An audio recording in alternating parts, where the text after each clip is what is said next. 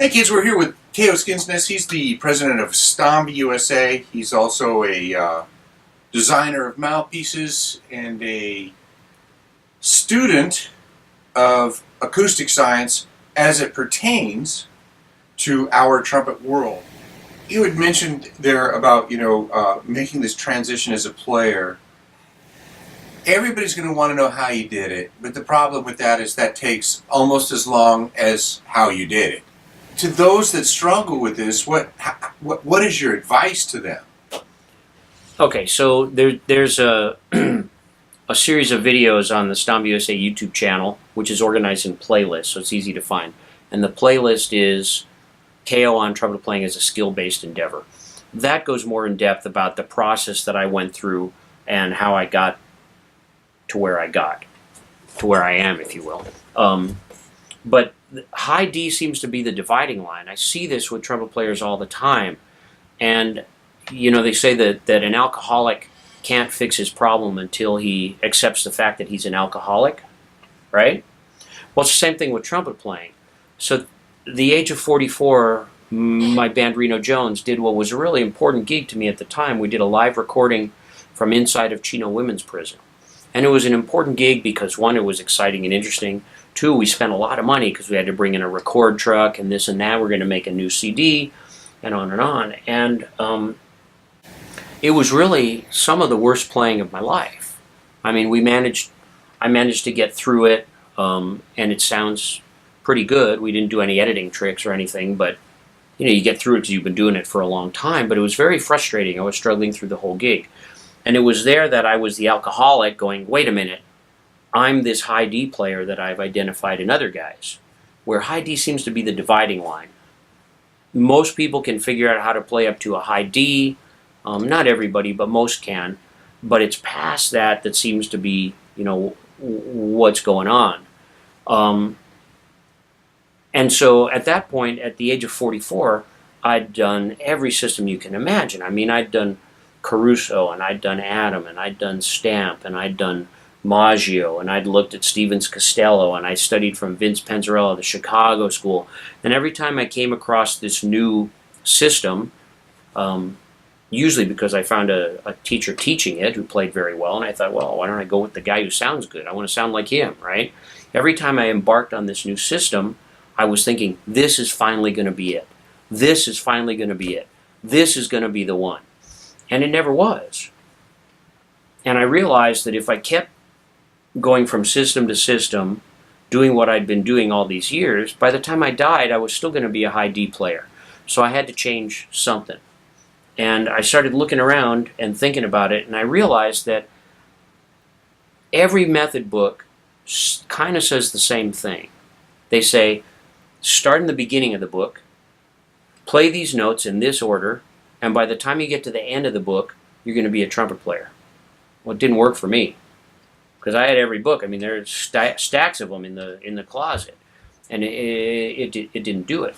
But then I realized, thinking about all the wonderful teachers I was able to work with, everyone from Jim Manley, who I've mentioned, to John Madrid, to Lynn Nicholson, to Gary Grant, to Vince Penzarella. I mean, every teacher, they were all saying the same thing.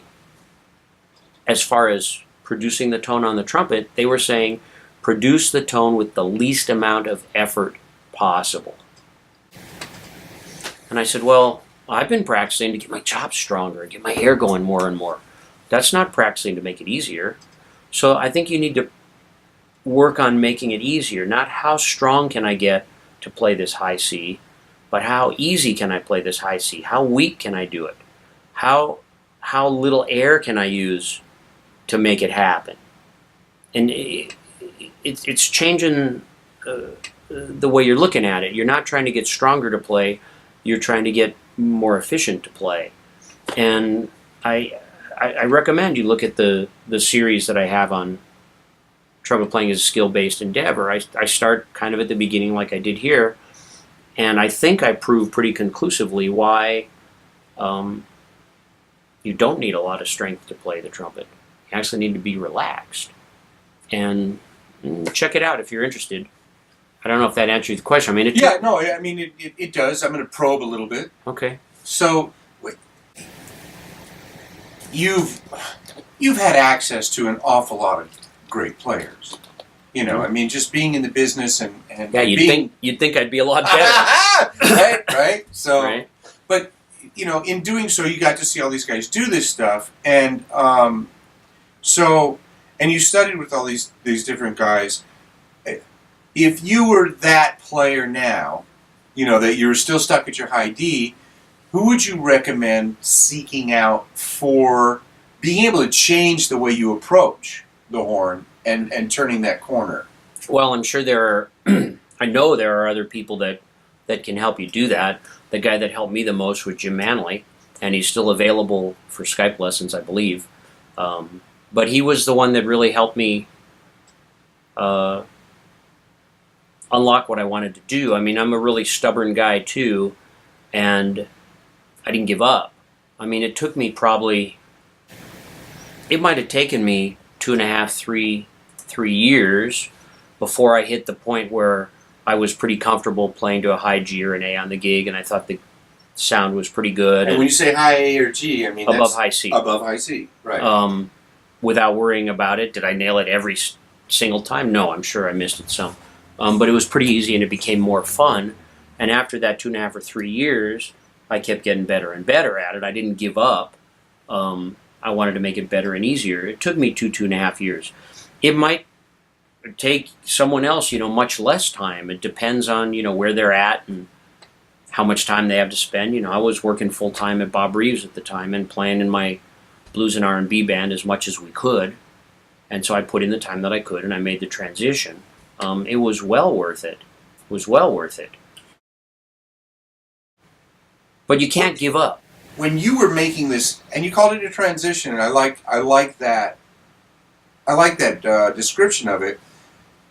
How different of an approach was it? I mean, was it truly like, oh man, I really have been looking at this all wrong? I mean, oh yeah, absolutely. Okay. Up until the age of 44, it was all about how I must have to do more range routines every day to get stronger to make this happen or to figure it out. You know, I was going to do I'm just going to keep doing the same thing every day, and all of a sudden it's going to work. I mean, I remember when I was in college, early college, and that's when I knew John Madrid, who was this amazing trumpet player on all fronts, but he certainly had a ridiculous upper register with a great sound. And I would get up early, and I'd go into the practice rooms at the University of Hawaii, and I'd warm up, and I'd do an hour or two there, and then I'd go off to class, and then I'd come back, and I'd play in jazz band, and then I'd go off to class or skip class to go to lunch, and then I'd come back and have concert band in the afternoon, and then Hawaii's a small place, so I'd go home and have dinner with my family, and I'd come back and meet my friends at the practice room, and we'd stay till the practice room closed at 10 or 11 at night, whatever time it was. Just, you know, range routines, Clark, you know, balanced diet, playing everything, because I got to become a better trumpet player. And I remember doing a rehearsal once with Johnny, just a rehearsal band at the Union, and we're sight reading charts, and I'm sitting next to him, I'm probably playing third, and he's playing this tune, and he's kind of playing high Ds, but it's like he's just turning pages, and he's playing this like nothing, right? And I tell you, my chops, I swear, my mouth was so strong, I could have gone and grabbed a door and ripped it off the hinges with my mouth, right? Yes. My chops were so strong, and I'm thinking to myself, how much stronger can his chops be than mine? Like double tonguing, like slurring, like you know, any kind of facility study, whatever technique. It's a technique. Range is also a technique. Then I think so. I don't follow golf, but I understand Tiger Woods is a pretty darn good golfer. And I understand that he can hit that ball down the fairway 300 yards or so, which I think is a long ways in golf. I'm guessing. He's not a big, crazy, strong Ironman kind of guy. He's a guy. But he's figured out the technique about how to hold the club, how to swing it, how to impact it at the ball so that the ball hits the trajectory and goes a long way. Trumpet playing can be the same thing. It's really about a technique. It's not about being super strong. Yes, you need some strength to play the trumpet. Of course you do. But think about it. all the muscles I need to play the trumpet I'm using right now. Yeah. And when I studied from Vince Panzarella, he used to use the phrase, which I like a lot, it's trial and repetition. It's not trial and error, it's trial and repetition. Look, everyone has a day, like the day I talked about where everything went great for me in college. You know, if you can do it once, you can do it 1,000 times. It's just a matter of figuring out what you did. Right. Right? All the high D players out there, of which I was one for a long time, everyone's had a day or a gig or a tune or one note where they played a high D that felt like nothing. Or that high D player got lucky and played a high F or a G that day that felt like nothing. If you can do it once, you can do it again. You got to figure out what you did.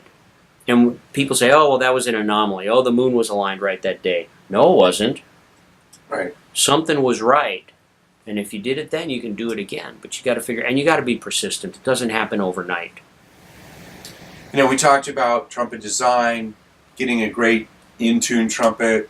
We talked about what the gap can do for us.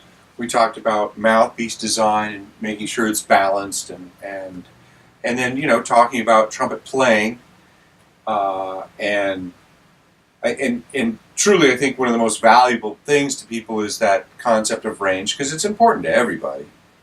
It doesn't matter whether you're a classical guy or a commercial guy. You got to have a register that it is appropriate for the job you're trying to do. Mm-hmm. So, all of that kind of big pot that we've just put together, how important do you think, because you're a manufacturer and a player, I mean, how important do you think equipment is? So there was one day when I was working with Bob Reeves, and we had 4 employees, I think, and they were all mostly classical trumpet players. They did commercial, but they were classical trumpet players. And I said to the guy on the phone, I said, look, I said, the trumpet's all about high notes. Oh, man. Every one of those players, they stood up, and they're glaring at me, right? They're just staring me down. I finished my phone call with the guy and hang up. And the beautiful young lady, she said, I can't believe you told someone the trumpet's all about high notes. And the other guy working for me, he chimes in. He goes, yeah, the trumpet's not all about high notes. And the other guy, yeah, it's not all about high notes. It's about music. I said, hang on. I said, slow down, everybody. I was talking to a classical trumpet player. They didn't hear the other side of the conversation. And I said, he was worried about playing a high B on C trumpet. He had a gig coming up. Look, the trumpet's all about high notes. No one has ever called and asked me to build them a trumpet, or more importantly, a mouthpiece that could help them play faster. Everyone calls up, they want to be able to play higher, whether they're a classical trumpet player, commercial guy, they want to have more endurance. It's all about the upper register. If you solve the upper register problem, now you can play music so much easier. You know, I think that when I work with somebody, if they're going to take their wallet out and buy a new trumpet or buy a new mouthpiece, the improvement should be pretty significant, especially if they're going to spend the money that it costs to buy a quality instrument, like, you know, the instruments that we build. You know, I've easily seen 20-30% improvement. Now, how do we gauge 20 or 30%? I didn't do a formal study, but I would ask people, you know, what does it feel like? And everyone reports somewhere in that 10 to 30% range, depending on whether it's one of our instruments or the mouthpieces or the two put together. So I think you can get 10 to 30%, and, you know, it could be more. I don't know. It's going to change from player to player. Get the gap right, the best you can get it done.